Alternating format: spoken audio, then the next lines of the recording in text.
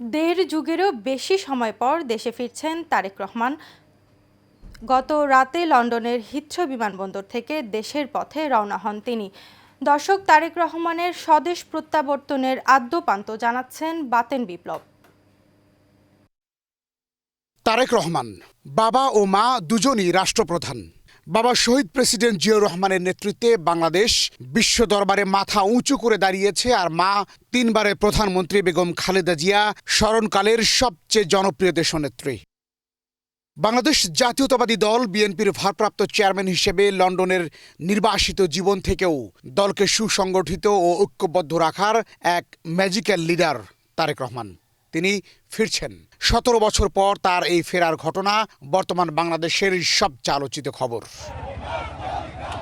Asian টেলিভিশনের আজকের আয়োজন লন্ডনের হিথ্রো বিমানবন্দর থেকে সিলেট হয়ে হযরত শাহজালাল আন্তর্জাতিক বিমানবন্দর পর্যন্ত তারেক রহমানের আকাশ যাত্রার আদ্যোপান্ত।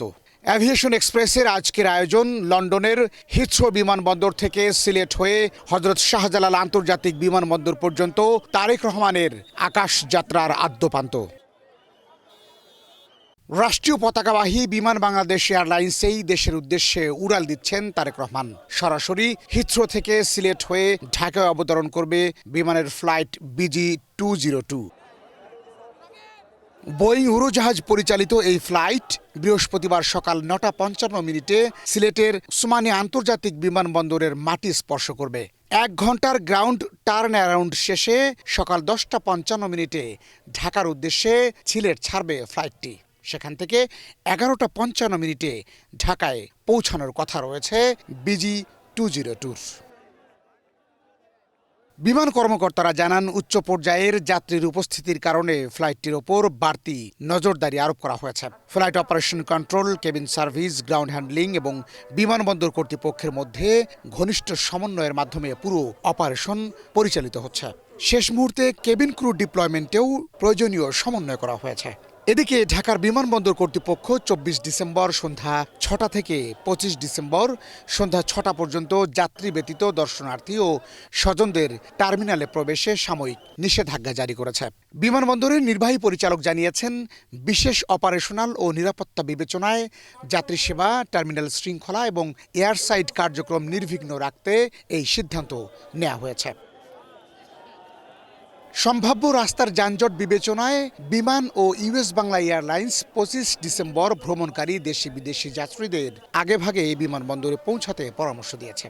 কর্তৃপক্ষ জানায়, বিমানবন্দর এলাকা, এয়ারপোর্ট রোড, গুলশান সংযোগ সড়ক এবং পূর্বাচল এক্সপ্রেসওয়েতে জনসমাগম বাড়তে পারে, যা সড়ক চলাচলে প্রভাব ফেলতে পারে।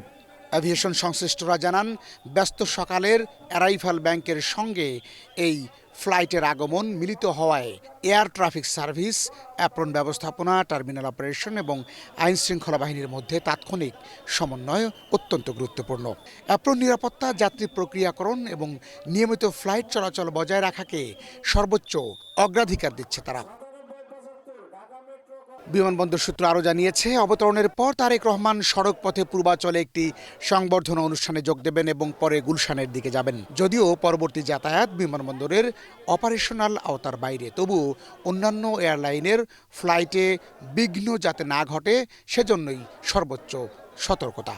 অ্যাভিয়েশন শিল্প বিশ্লেষকদের মতে, ফ্লাইট BG-202 এর এই পরিচালনা ঢাকার বিমানবন্দরের সক্ষমতা ও প্রস্তুতির একটি গুরুত্বপূর্ণ পরীক্ষা হিসেবে বিবেচিত হবে, যেখানে উচ্চ পর্যায়ের ব্যক্তিদের আগমন সত্ত্বেও নিয়মিত বাণিজ্যিক ফ্লাইট নির্বিঘ্ন রাখা বড় চ্যালেঞ্জ।